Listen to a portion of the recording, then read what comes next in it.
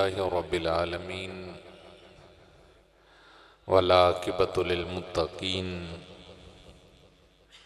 والصلاة والسلام على أشرف الأنبياء والمرسلين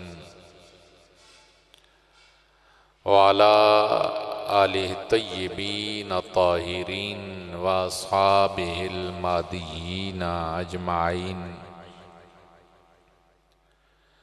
اما بعد فاعوذ باللہ من الشیطان الرجیم بسم اللہ الرحمن الرحیم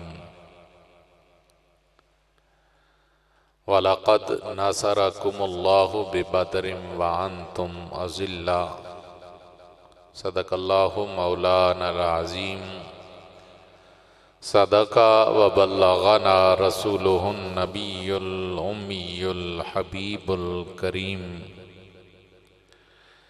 ان اللہ وملائکتہ یصلون علی النبی یا ایہا الذین آمنوا صلوا علیہ وسلموا تسلیما اللہم صلی علی سیدنا ومولانا محمد وعلی آل سیدنا ومولانا محمد وبارک وسلم وصلی علیہ الصلاة والسلام علیک یا سیدی یا رسول اللہ وعلی آلک واصحابک یا سیدی یا حبیب اللہ الصلاة والسلام علیک یا شفیع المذنبین وعلی آلک واصحابک یا رحمت للعالمین معزز و محتشم برادران اسلام، ہم تحریک حی علی الفلاح کے زیر تمام اس تربیتی پروگرام میں جمع اور حاضر ہیں۔ اللہ کریم ہم سب کا اپنی بارگاہ میں آنا، بیٹھنا، اس کا اور اس کے محبوب بندوں کا ذکر کرنا اپنی بارگاہ میں قبول فرمائے۔ آج ہم بہت سکون کے ساتھ، اطمینان کے ساتھ گھروں سے نکلتے ہیں، مساجد میں آتے ہیں، اللہ کی بارگاہ میں سر بسجود ہوتے ہیں۔ ارکان اسلام ادا کرنے کے اندر ہمیں کسی دقت، دشواری اور پریشانی کا سامنا نہیں کرنا پڑتا۔ کوئی نہیں ادا کرنا چاہتا تو اس کی اپنی مرضی ہے، اس کے لیے رکاوٹ کوئی نہیں۔ آج ہم اگر کسی چوک میں کھڑے ہو کر آذان دیں یا مسجد کے سپیکر پر ہم آذان دیں، ہمیں اس اللہ کی کبریائی، رسول اللہ صلی اللہ علیہ وآلہ وسلم کی نبوت اور آپ کی رسالت کی شہادت دینے سے منع کرنے والا، روکنے والا کوئی نہیں۔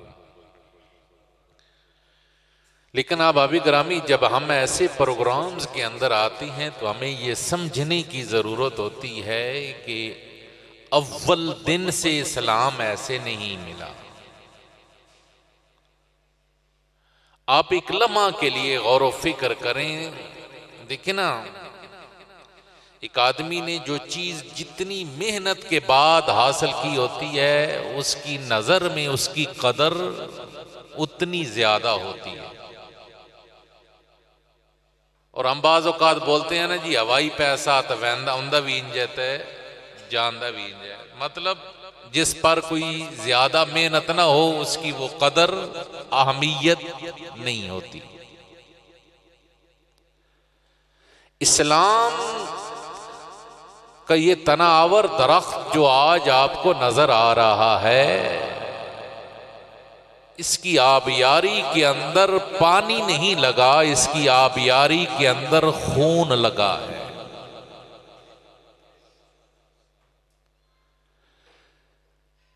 اسلام کے اس پودے کو پروان چڑھانے کے اندر امام الانبیاء، خاتم الانبیاء، سید الانبیاء نے اپنا خون بہایا.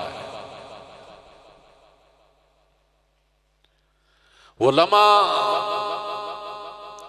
کہ مکہ کی سرزمین کا ایک معزز ترین انسان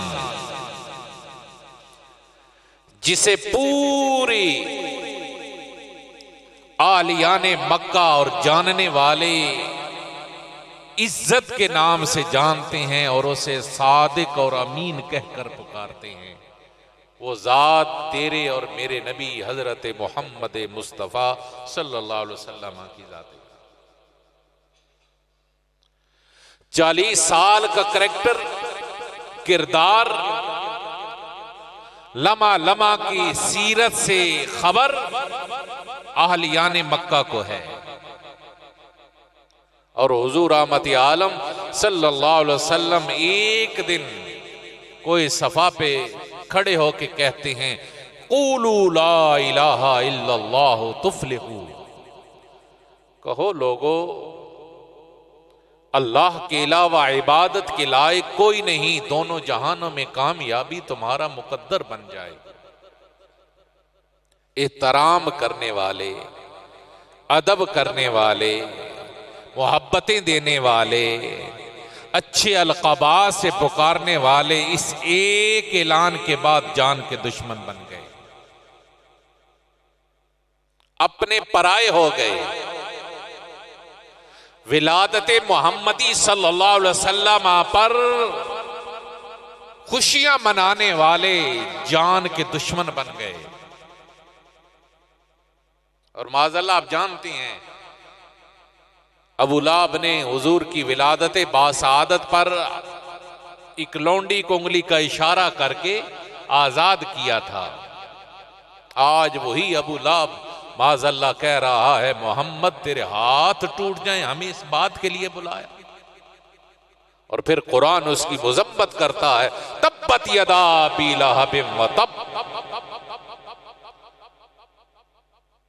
حضور رحمت عالم صلی اللہ علیہ وسلم نے ان ساری مخالفتوں کے باوجود دعوت حق کو چھوڑا نہیں.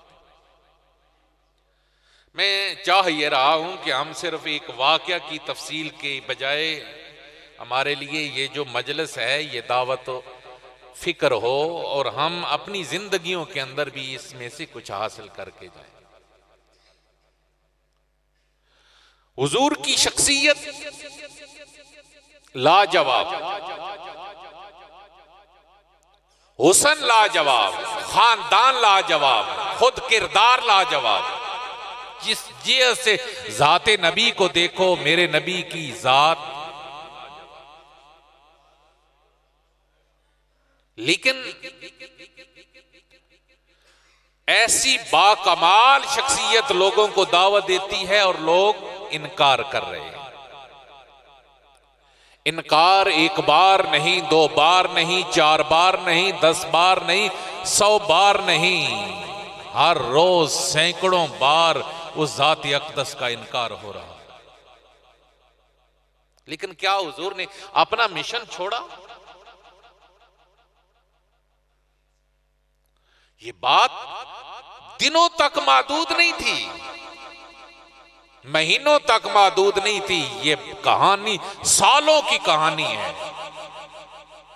اور وہ ہماری طرح کی نہیں ہے کہ کبھی جوش آیا تو کام کرنا شروع کر دیا، پھر جوش ٹھنڈا ہوا تو ہر شے ساکن. اللہ کے محبوب صلی اللہ علیہ وسلم کا لمحہ لمحہ، سانس سانس، ہر کھڑی خدمت دین میں اور خدا کی توحید کا پرچار کرنے میں گزر رہی. آپ تحریک خیال الفلاح کے پروگرامز میں آتے ہیں، کبھی 2-3 بار مسلسل بلایا جائے تب بھی تنگ پڑ جاتے ہیں، جانا پڑے تب بھی تنگ پڑ جاتے ہیں. یہی حال ہمارا بھی ہوتا ہے. لیکن اللہ کے محبوب صلی اللہ علیہ وسلم کی آیات طیبہ دیکھیے، ہماری شخصیتیں متاثر ہونے لگ جاتی ہیں. میں ملک، میں راجہ، میں چودھری، میں فلانے قبیلے کا، میں خاندانی، میں یہ کام کہاں سے کروں؟ اور بالخصوص اگر اس میں کہیں سے ہلکی سی آگے سے تان یا ملامت کا اندیشہ ہو تو پھر تو ہم باہر قدم رکھنا بھی گوارا نہیں کرتے. ایسا ہے نا، آپ 4 بندے کبھی عصر کے بعد محلے میں تبلیغ کے لیے نکلیں کہ یار آیا کرو نماز کی طرف، آگے سے کوئی دوست سنا دے تو اگلے دن ہماری چھٹی. جہاں جہنم کے اندر ہم اپنی پڑھیں گے، ہم نے دعوت دے دی، کوئی نہیں آتا تم. لیکن یہ کام میرے نبی نے نہیں کیا. میرے رسول کا کردار یہ نہیں ہے. کبھی مکہ کی گلیوں میں، کبھی منڈیوں میں، کبھی میلوں میں جا کر اللہ کا نبی ایک ہی تبلیغ کر رہا ہے.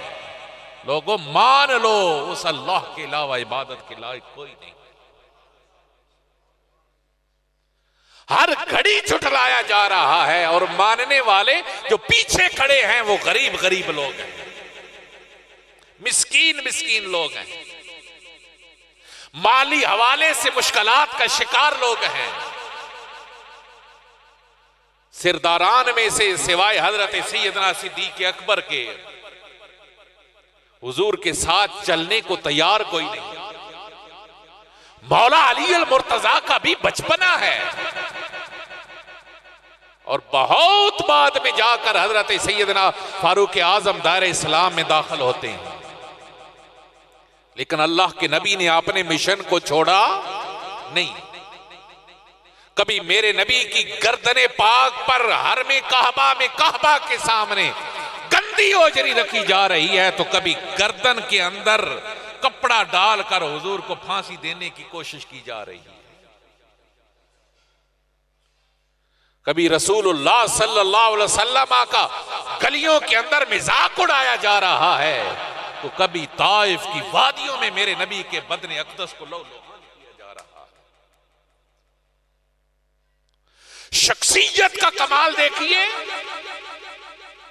کہ کامل کتنی شخصیت ہے حضور کی، خاندان کتنا بڑا ہے میرے نبی کا.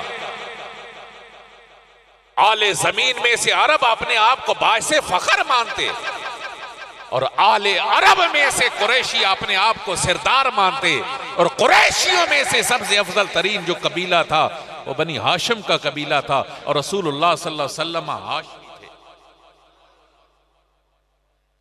خاندانی تفاخر ہے، کردار میں ہے. دادا جان کعبہ کے متولی ہیں، عزتیں ساری کی ساری پاس ہیں، لیکن ہر قدم پر میرے نبی کا انکار، مزاج، تکالیف. لیکن اللہ کا نبی پھر بھی اپنے کام کو، اپنے مشن کو جاری رکھے ہوئے حضور رکے. اس سے ہمیں کیا ملا؟ اس سے ہمیں یہ ملا کہ جب بھی آپ راہ وفا پہ چلتے ہیں، کانٹے راستوں میں موجود ہوتے ہیں. جب بھی آپ عشق کی راہ پہ چلتے ہیں، وہ کسی نے کہا تھا نا، یہ عشق نہیں آسان، بس اتنا سمجھ لیجئے ایک آگ کا دریا ہے اور ڈوب کے جانا ہے. اور راہ وفا میں ہر سو کانٹے، دھوپ زیادہ سائے کم، مگر اس پر چلنے والے خوش ہی رہے پچھتائے کم. اب اللہ کے محبوب صلی اللہ علیہ وسلم ساری مصیبتیں، سارے دکھ اللہ کی محبت کی وجہ سے برداشت کر رہے ہیں. مشن ایک ہے، توحید کا پرچار ہو، لوگ حق کی راہ پر آ جائیں. اللہ کے نبی صلی اللہ علیہ وسلم نے محنت کی. اب ایک سوال ہے، ہدایت کس کے ہاتھ میں؟ بولیے، سارے بولیے. اللہ کریم قادر ہے کہ نہیں کہ وہ ایک لمحہ کے اندر سارے کافر؟ قادر ہے کہ نہیں؟ اونچا بولیے. اللہ قادر ہے، وہ جب چاہے جس لمحے چاہے کسی کو توفیق ایمان عطا فرما دے. اس کی راہ میں کوئی رکاوٹ، وہ علی کل شیء قدیر ہے. اور میرا نبی اس علی کل شیء قدیر ذات کا محبوب ہے. اب بات سمجھیے نا، وہ علی کل شیء قدیر ہے اور میرا نبی اس قادر مطلق ذات کا محبوب مطلق ہے. اور وہ اپنے محبوب مطلق سے اتنی لمبی محنت کروا رہا. نہیں سمجھے؟ کوئی بھی اپنے محبوب کی تکلیف کو تو نہیں نہ برداشت کرتا، اور میرے نبی خدا کے محبوب ہیں۔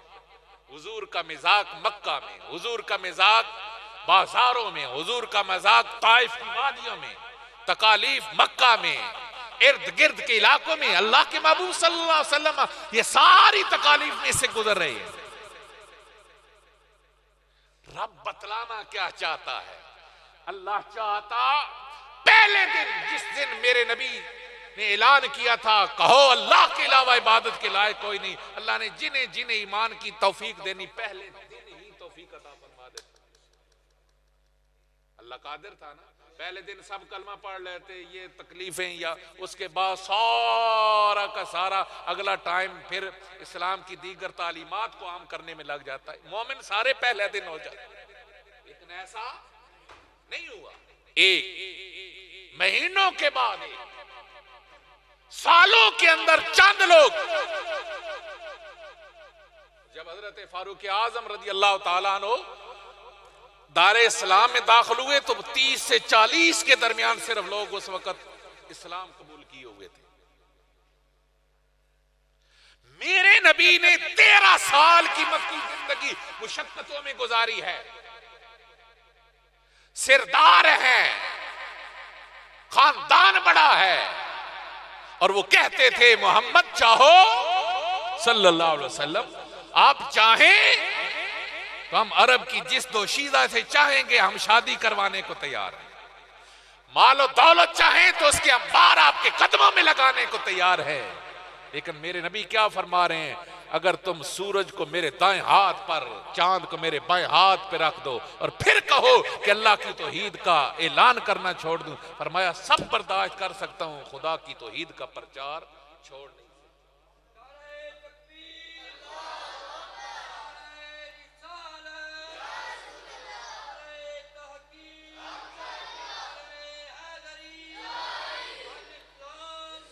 اب سمجھیے اس بات کو، جب اللہ کے محبوب صلی اللہ علیہ وسلم نے اتنی محنت کی، یہ قیامت تک ایک بندہ مومن کے لیے حضور کی سیرت طیبہ اسوہ حسنہ کی صورت میں سامنے آ گئی۔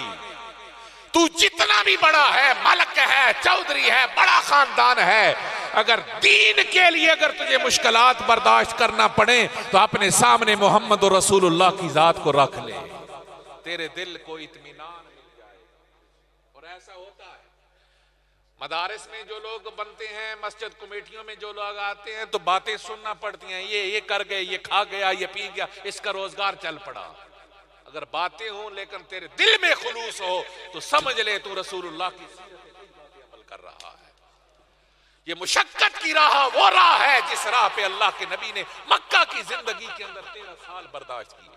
اور کتنے لوگ، آپ 4 دن 1 ہفتہ گشت کریں نا، بھلا عصر کے بعد کسی ٹائم پر 3-4 نمازی مل کر کے آئے، ہم لوگوں کو نماز کی دعوت دیں۔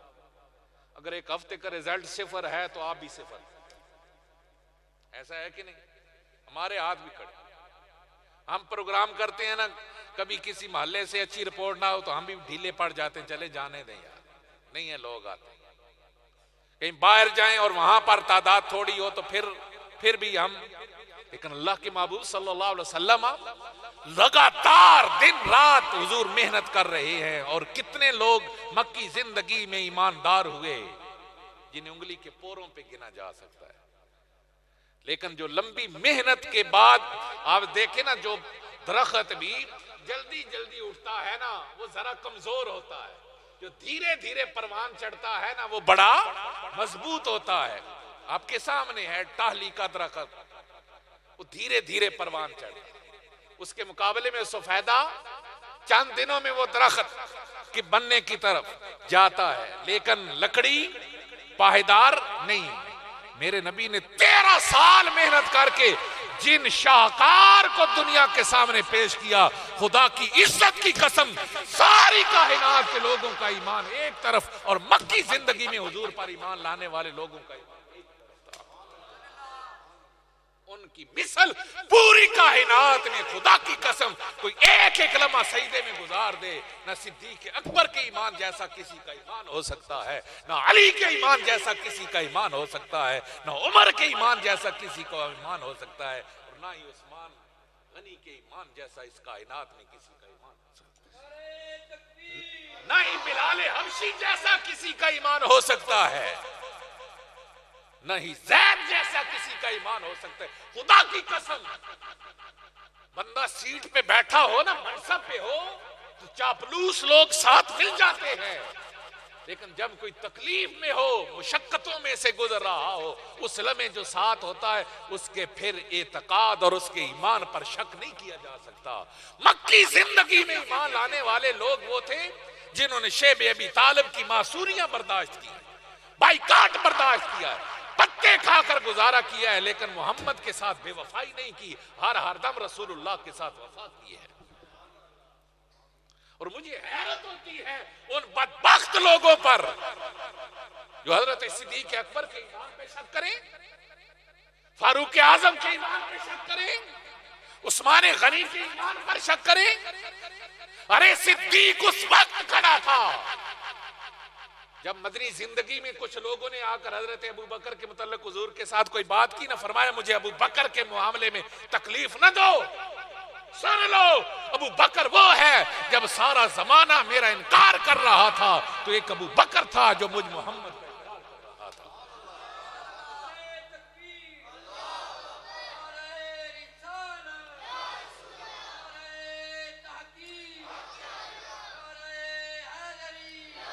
یہ وہ رسول اللہ کے صحابہ تھے جنہوں نے مشکلات برداشت کی، اور وہ لمحہ بھی آیا خاتون کو،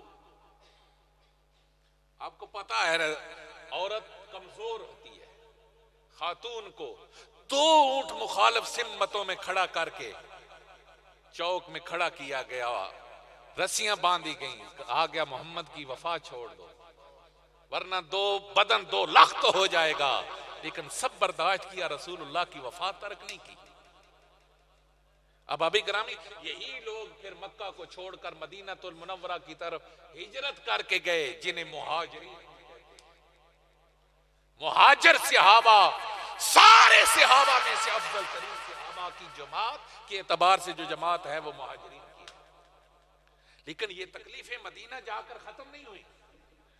1 سال کا صرف عرصہ بیتا، اگلے سال کا رمضان آیا، حضور رحمت عالم صلی اللہ علیہ وآلہ وسلم کو خبر ملی کہ اہل مکہ کٹ کر کے اپنا لشکر لے کر مدینہ المنورہ پر حملہ آور ہونا چاہتے ہیں۔ حضور رحمت عالم صلی اللہ علیہ وآلہ وسلم نے میٹنگ طلب کی، صحابہ کو بلایا، کیا کیا جائے، مشورہ طلب کیا۔ صحابہ کرام رضوان اللہ تعالی علیہم اجمعین حاضر خدمت ہوئے، اللہ کے محبوب صلی اللہ علیہ وسلم نے آرا لی۔ اب ان آرا میں سے جنہوں نے مکہ چھوڑ کے حضور کے ساتھ آئے تھے، آپ سوچ سکتے ہیں کہ کوئی کہہ سکتا تھا کہ یا رسول اللہ اب ہماری بس ہو گئی، جنہوں نے اپنا وطن چھوڑا، اپنا گھر بار چھوڑا، اور قرآن کہتا ہے للفقراء المہاجرین، اللہ نے قرآن میں انہیں فقیر کہا ہے، اور فقیر کہنے کی وجہ یہ تھی کہ وہ مکہ میں اگر جائیدادیں تھی بھی تو وہ رسول اللہ کے دین کی خاطر وہ ساری قربان کر کے مدینہ المنورہ آئے تھے، اس بنیاد پر انہیں فقیر کہا گیا تھا۔ اور احباب گرامی، جب حضور رحمت عالم صلی اللہ علیہ وسلم نے مشورہ مانگا، صحابہ کرام رضوان اللہ تعالی علیہم اجمعین میں سے، مہاجرین میں سے کبھی ایک اٹھتا ہے، یا رسول اللہ ہماری جانیں حاضر، یا رسول اللہ ہم آپ کے لیے سب کچھ قربان کرنے کو تیار۔ جب مہاجرین کی طرف سے رائے مکمل ہوئی، حضور نے پوچھا مجھے اور رائے چاہیے، تو حضور رحمت عالم صلی اللہ علیہ وسلم کی بارگاہ میں انصار بولے، وہ میرے نبی کے مددگار بولے، وہ مدینہ والے رسول اللہ کے صحابہ بولے، یہ مکہ والے صحابہ جو ہجرت کر کے آئے تھے انہوں نے وفا کا اعلان کیا۔ اب مدینہ والے کی وفا کی حضور نے جب ان کی ڈیمانڈ کی تو اللہ کے محبوب صلی اللہ علیہ وسلم نے جب پوچھا تو انصار میں سے صحابی کھڑے ہوئے عرض کرنے لگے، یا رسول اللہ صلی اللہ علیہ وسلم شاید آپ کا اشارہ ہماری طرف، آپ ہماری رائے جاننا چاہتے ہیں۔ کیا خوبصورت جملے کہے سنیے، اور خدا کی عزت کی قسم صحابہ کی عظمتوں کو سلام کیجئے۔ عرض کرتے ہیں یا رسول اللہ صلی اللہ علیہ وسلم، آقا ہم قوم موسیٰ کی طرح نہیں، آپ کو قوم موسیٰ کا پتہ ہے نا، نخرے والی قوم، اس زمین پر سب سے زیادہ اگر کوئی نخرے والی قوم اتری ہے تو وہ قوم موسیٰ علیہ السلام ہے. اللہ نے فرعون سے نجات دلوائی. اب جب تھوڑا سا قدم جمے تو کہنے لگے ہمارا زمین سے ان چیزوں پہ نہیں، ہمارے لیے آسمانوں سے فلاں فلاں خوراک نازل، من و سلوہ اترا. جب سب کچھ کھایا پیا موجیں ماری، اب اللہ کی بارگاہ سے حکم ہوا موسیٰ انہیں کہو چلو میرے ساتھ جہاد کے لیے نکلو. تو کہنے لگے فَاذْهَبْ أَنْتَ وَرَبُّكَ فَقَاتِلَا إِنَّا هَاهُنَا قَاعِدُونَ. موسیٰ تو جا، تیرا رب جائے، جا کر دونوں جنگ کرو، ہم نہیں جانے والے، ہم یہاں بیٹھے. تو حضور کی بارگاہ میں صحابی عرض کرتے ہیں یا رسول اللہ ہمارا جواب قوم موسیٰ والا نہیں ہوگا کہ ہم کہیں آپ جائیں، آپ کا خدا جا کر جنگ کرے. یا رسول اللہ آپ قدم بڑھائیں، جہاں آپ کے قدم لگیں گے ہم وہاں پہ اپنے خون کا نظر کر دیں گے. اور آقا اگر آپ اشارہ کریں گے تو ہم اپنے آپ کو سمندروں کے حوالے کرنے کو. حضور کا دل خوش ہوا. میرے نبی نے اپنے صحابہ کو دعائیں دی. پھر طے ہوا کہ ہم باہر نکل کر کافروں کو روکے. بدر کے میدان کا معاملہ طے پایا. اب مدینہ سے جو لشکر نکلا 313 افراد پر مشتمل تھا. نہ تلواریں، نہ نیزے، نہ تیر، نہ سواریاں، بے سر و سامانی، بس ٹوٹا پھوٹا سامان حرب ہے، جنگ کے آلات ہیں. حضور رحمت عالم صلی اللہ علیہ وسلم نکلے اور ان میں کچھ بچے بھی تھے جو جوش محبت میں حضور کی بارگاہ میں یا رسول اللہ منتیں کر کے حضور کے ساتھ شریک ہو رہے تھے. میرے نبی، میرے کریم، میرے آقا جب بدر کے میدان میں ہوئے تو جو مورخین ہیں نا، سیرت نگار ہیں، انہوں نے وہاں لکھا ہے کہ حضور رحمت عالم صلی اللہ علیہ وسلم نے باقاعدہ پہلی افیشلی جو جنگ کی ہے وہ بدر کے میدان میں کی ہے.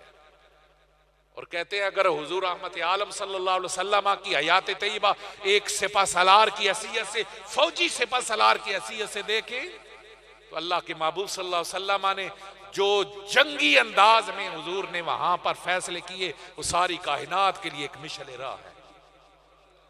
میدان کا انتخاب، پھر میدان کے اندر جگہ کا انتخاب، پھر حضور رحمت عالم صلی اللہ علیہ وسلم کا پانی کے علاقے پر اپنے صحابہ کو بٹھانا، یہ ساری کی ساری وہ چیزیں تھی جو حضور رحمت عالم صلی اللہ علیہ وسلم کی جنگی بصیرت پہ دلالت کر رہے تھے.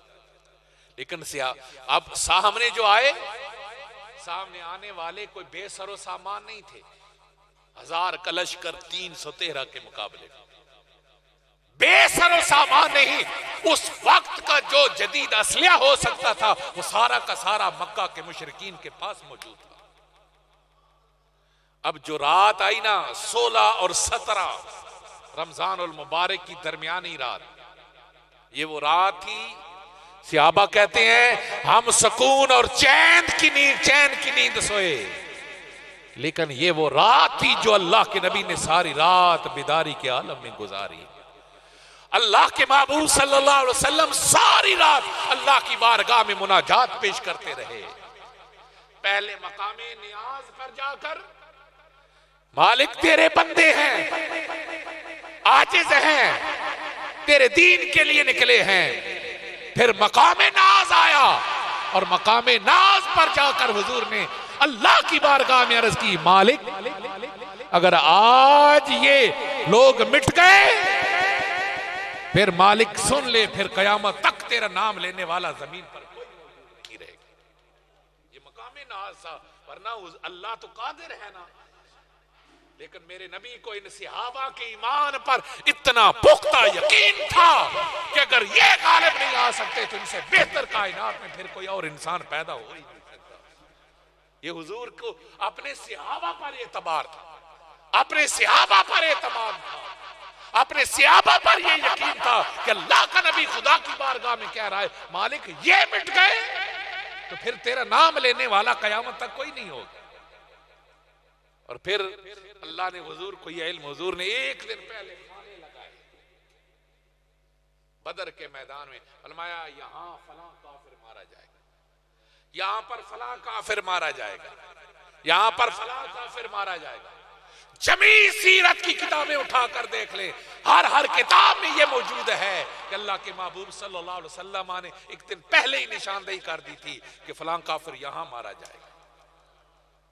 اور پھر جب بدر کا میدان سجا، ادھر کفر کو اپنی طاقت پہ ناز تھا اور ان غلامان محمد کو محمد کی نظر پہ اعتماد تھا، انہیں یقین تھا کہ میرے آقا کی نظر جب ہمارے اوپر ہے تو پھر ہمیں کائنات کی کوئی طاقت شکست دے سکتی نہیں۔ یہی تو یقین ہے جو مومنوں کے پاس ہے۔ خدا کی قسم، جب تک ایمان والوں کے پاس یقین کی دولت رہی، دنیا کی کوئی طاقت ان پہ غالب نہیں آئی۔ اور میں ایک مزے کی بات بتلاؤں، آپ تاریخ اٹھا کر دیکھ لیجئے، آپ ورق پلٹتے جائیں پلٹتے جائیں، جنگی معاملات دیکھیں، بہت کم ایسا ہوا ہے یہاں، ایسے کہہ لیں 90%، 95% ایسی جنگیں اسلام کی ہوئی ہیں جن میں مسلمانوں کی تعداد کم ہے اور کفار کی تعداد زیادہ ہے۔ لیکن جب یقین ذات باری تعالیٰ پر ہو، پھر میرا رب اپنے ماننے والوں کو مٹنے نہیں دیتا، پھر انہیں ختم نہیں ہونے دیتا۔ انہیں اپنی طاقت پہ ناز تھا، انہیں خدا کی ذات پر اعتماد اور یقین تھا۔ ان کے پاس دولت ایمان تھی، ان کے پاس دنیا کی دولت موجود تھی۔ ان کی راتیں عیش و عشرت میں گزری، شراب نوشی میں گزری۔ صبح ہوگی ہم ان چند لوگوں کا ملیہ میٹ کر دیں گے، ختم کر دیں گے۔ لیکن احباب، پھر وہ منظر چشم فلک نے دیکھا، پھر کائنات دنگ تھی بے سر و سامانی کے عالم میں۔ چلے تھوڑا پہلے سن لینا، رمضان کچھ اس اعتبار سے بھی نا بڑی عظمتوں والا ہے کہ اس میں بڑے بڑے واقعات ہوئے۔ حضور کی ازواج مطہرات میں تھے سیدہ طیبہ طاہرہ حضرت عائشہ صدیقہ کا انتقال، سیدہ خدیجۃ الکبریٰ کا وصال، حضرت سیدہ طیبہ طاہرہ حضرت فاطمہ الزہرا کا وصال، حضرت سیدنا امام حسن کی ولادت، غزوہ بدر، فتح مکہ اور لیلۃ القدر۔ یہ ساری برکتیں، یہ ساری عظمت والے واقعات رمضان المبارک کے اندر۔ اور پھر ان میں سے ایک بڑی بات، 21 رمضان المبارک کو مولا علی المرتضیٰ شیر خدا کا یوم شہادت۔ جب بدر سجا، 3 مکہ والوں کی طرف سے بڑے بہادر آئے اور 3 مسلمانوں کی طرف سے نکلے۔ ایک امیر حمزہ، حضور کا چچا، میرے نبی کا شیر چچا، بول دو سبحان اللہ۔ خدا کی عزت کی قسم، یہ رسول اللہ کے وہ چچے تھے جنہیں میرے نبی کو بہت زیادہ ناز تھا۔ حضور فخر محسوس کرتے تھے اپنے چچا امیر حمزہ پر۔ اور میرے نبی کا اس زندگی کے اندر، حیات طیبہ کے اندر، اس سے بڑھ کر کبھی دل دکھی نہیں ہوا جب حضرت سیدنا امیر حمزہ غزوہ احد کے اندر شہید ہوئے۔ اس سے بڑھ کر حضور کبھی زندگی کے اندر دکھی نہیں ہوئے۔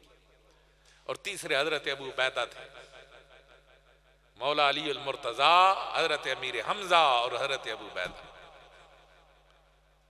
حضرت امیر حمزہ بھی غالب آئے، مولا علی المرتضیٰ نے پہلے وار سے کافر کو قتل کیا، حضرت ابو عبیدہ جنگ کرتے ہوئے زخمی ہوئے، پھر امیر حمزہ نے ان کو قتل کیا، کافر کو جو ان کے مقابلے میں تھا۔ پھر جب عام اعلان جنگ ہوا تو پھر شیر خدا کی تلوار میدان بدر میں لہرائی۔ وہ بچہ جس نے 10 سال کی عمر میں وفا کا اعلان کیا تھا، آقا جب حضور نے رشتہ داروں کو بلایا نہ، کہا لوگوں میں اللہ کا نبی ہوں، اللہ ایک ہے، سارے چپ تھے۔ ایک کونے میں کھڑے ہو کر ایک بچہ جس کی آنکھوں میں درد، پیٹ بڑا ہوا، ٹانگیں کمزور، وہ کہتا ہے آقا سب سے چھوٹا ہوں لیکن وعدہ رہا جب بھی آپ پہ مشکل وقت آئے گا پروانہ بن کے تیرے نام پہ قربان ہو جاؤں گا۔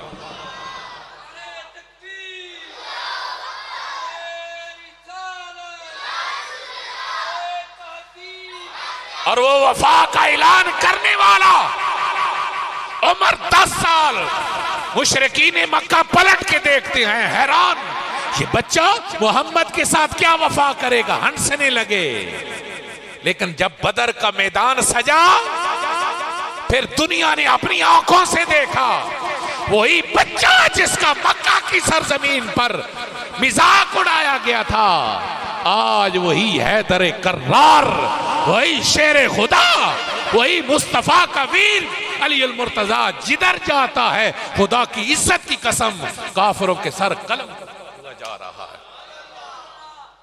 اور روایات میں آیا اکیلے مولا علی المرتضیٰ نے ایک روایت میں 17، ایک میں 23 اور ایک میں 30 کافروں کو اکیلا واصل جہنم کرنے والا بدر کے میدان میں کوئی اور نہیں، میرے مصطفیٰ کا ویر علی المرتضیٰ شیر خدا کی ذات گرامی۔ اور آپ کہہ لیں اگر بدر کی ہسٹری کوئی چھیڑے، بدر کا تذکرہ کرے، اور بدر کے تذکرے میں جنگ بدر میں اگر کوئی ہیرو کو تلاش کرے تو خدا کی عزت کی قسم بدر کا مرد میدان اگر کوئی نظر آتا ہے تو علی المرتضیٰ کی ذات آتی ہے۔ مولا علی المرتضیٰ شیر خدا بدر کے میدان کی۔ اور پھر اس میں وہ منظر بھی، میرا رب ہے نا وہ فرعونوں کو کیسے، آپ سمجھیے اس بات کو، جب آپ اس کے ساتھ مخلص ہو جاتے ہیں ان کی مدد کیسے کرتا ہے، اور جس کی گردن میں سریا اور تکبر آتا ہے اللہ اسے برباد کیسے کرتا ہے۔ علماء فرماتے ہیں ایک تھا موسیٰ کی قوم کا فرعون، اس نے زمین پہ دعویٰ کیا تھا انا ربکم الاعلی، میں تمہارا رب ہوں، لیکن جب مرنے لگا وہ بھی کہنے لگا آمنت برب موسیٰ وہارون، موسیٰ میں تیرے رب پر ایمان لایا، لیکن حضرت موسیٰ نے قبول نہ کیا، وہ ہلاک ہو گیا، برباد ہو گیا۔ اور ایک فرعون تھا میرے نبی کی امت کا جس کا نام ابو جہل تھا، اللہ نے اسے ذلیل کیسے کیا، 2 ننھے بچوں سے اللہ نے اسے ذلیل کیا۔ حضرت معوذ حضرت معاذ نے اس پر حملہ کیا، گرایا، اور وہ جب زخموں سے چور چور ہو کر زمین پہ پڑا تھا نا تو اس کے سینے پر بیٹھے حضرت عبداللہ ابن مسعود، چروائے تھے، آجڑی تھے، غریب تھے، مکہ میں ستم برداشت کر کے آئے تھے۔ حضرت عبداللہ ابن مسعود جب سینے پر بیٹھے نا اس کی گردن کاٹنا چاہی، کہنے لگا ابو جال اس لمحے بھی ایمان نہیں لایا، یہ بڑا فرعون تھا، کہنے لگا عبداللہ ذرا میری گردن کو نیچے سے کاٹنا تاکہ لوگوں کو معلوم ہو کسی سردار کا سر ہے۔ تکبر دیکھیے آپ، کبر دیکھیے، اور پھر کبر کی ذلت دیکھیے۔ یاد رکھ لیں انسانی زندگی میں جب بھی تکبر آ جاتا ہے اللہ اسے برباد اور ہلاک کر دیتا ہے۔ اللہ کو عاجزی پسند ہے۔ میدان بدر میں مسلمانوں نے رات عاجزی میں گزاری تھی اور کافروں نے رات تکبر اور اکڑ کے اندر گزاری تھی، لیکن جب صبح میدان سجا تھا پھر عاجزی غالب آئی، اللہ نے کبر کو برباد کیا۔ اب سنیے آگے جو سیرت نگاروں نے لکھا، حضرت عبداللہ بن مسعود نے سر قلم کیا اور آپ اتنے سارے کمزور تھے کہ آپ نے پھر اس کا سر اٹھایا بھی نہیں، کان سے پکڑا گھسیٹتے ہوئے حضور کی بارگاہ میں۔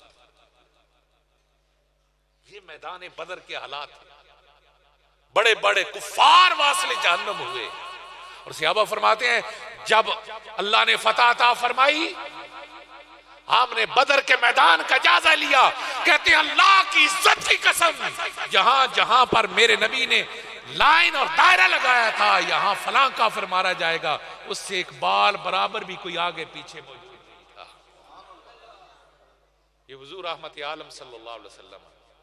اور پھر میرے نبی نے جب ان سارے کافروں کو ایک گڑھے میں اکٹھا جمع کیا تو اللہ کے محبوب صلی اللہ علیہ وسلم ان مکہ کے کافروں کو مخاطب ہوتے ہوئے فرمایا میں نہیں تمہیں کہتا تھا اللہ پر ایمان لاؤ، میں اللہ کا سچا رسول، تم نے دیکھا کہ نہیں دیکھا کہ اللہ نے اپنا وعدہ سچ کر کے دکھایا۔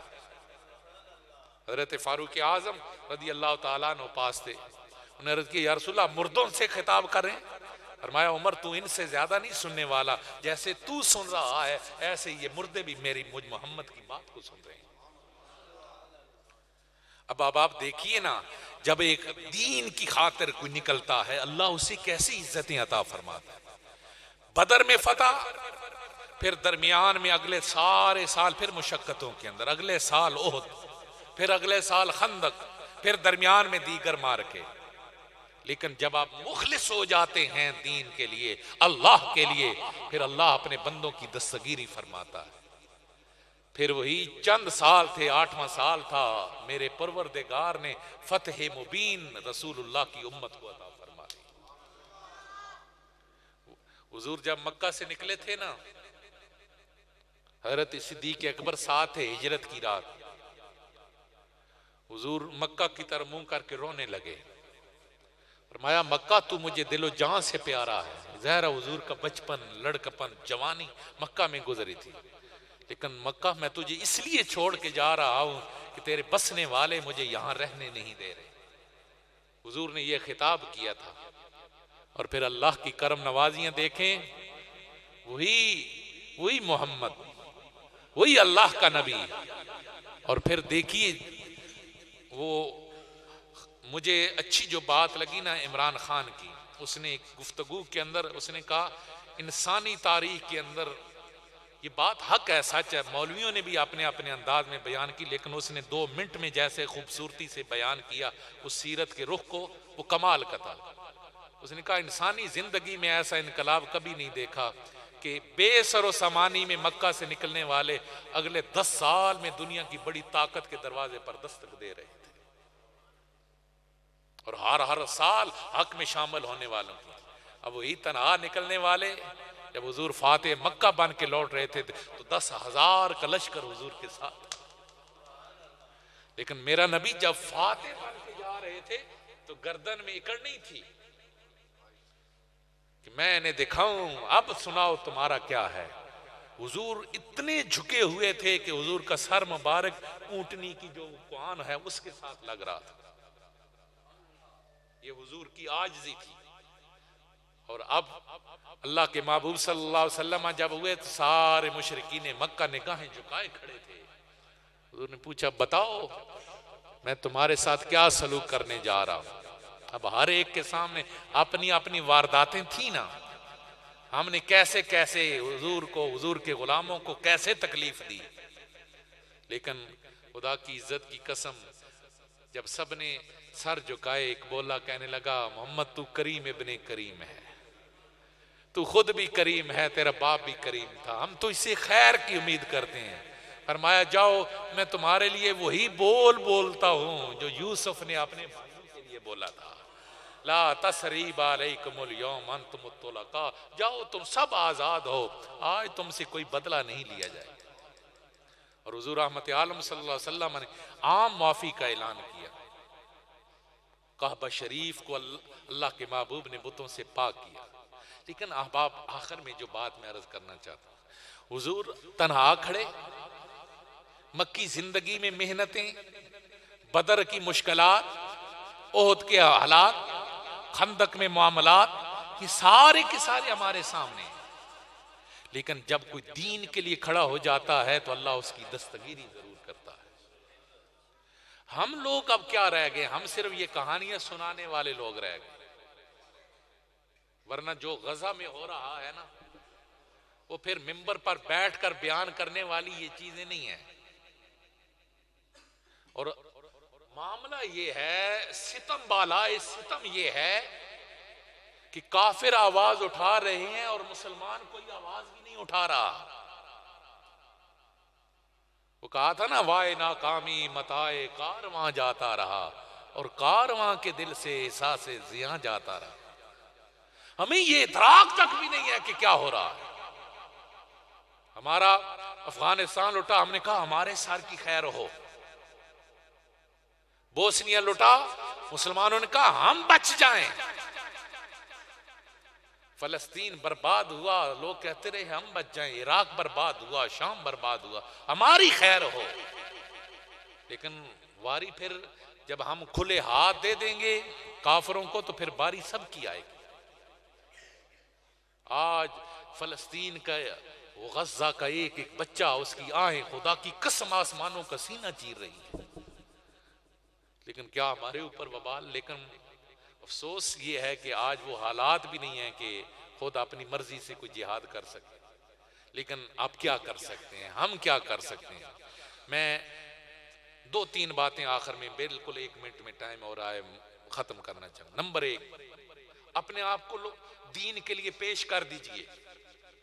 مشکلات آئیں, یہی نہیں ہے کہ یہ افطاری کا پروگرام ہے تو یہ مسجد بھر جائے. دین کا کوئی بھی پروگرام ہو, آپ کے قدم اسی طرح اٹھنے چاہیے. نمبر 2, خود مبلغین بن جائیں. حضور کی ساری امت کی ڈیوٹی ہے امر بالمعروف اور نہی عن المنکر. صرف مولوی کی ڈیوٹی نہیں ہے, حضور کی ساری امت کی ہے. لوگوں کو آپ جب خود نیکی کی طرف بڑھنے لگیں, اپنے دوست کو بھی نیکی کی طرف دعوت دیں. اور تیسری اور عام ترین چیز, چونکہ ہماری آج کی یہ مجلس جنگ کے حوالے سے تھی, غزوہ بدر, فتح مکہ کے حوالے سے تھی, تو آخری بات یہ ہے, آپ ان کے حق میں بولنے والے ضرور بنیں. فلسطین کے حق میں آپ سوشل میڈیا استعمال کرتے ہیں اس پر, اور آپ جو چیزیں خرید رہے ہیں وہ خریدتے وقت ضرور پیش نظر رکھیں کہیں ہماری اس کھانے پینے والی چیز میں ہم کہیں غزہ کے فلسطینی بھائیوں کے خلاف تو کام نہیں کر رہے. بس اتنا جو ہم کر سکتے ہیں. اور شاید کوئی ایسی مل جائے کہ جس کے اندر غزہ کی معاونت کے لیے بھی چیزیں ہوں, تو انشاءاللہ وہ اگر اکٹھا پروگرام کہیں بنا تو اس کے لیے بھی آپ کو دعوت دیں گے, اور آپ انشاءاللہ لبیک کہیں گے. اللہ ہم سب کو عمل کی توفیق عطا فرمائے. وآخر دعوانا الحمدللہ رب العالمین.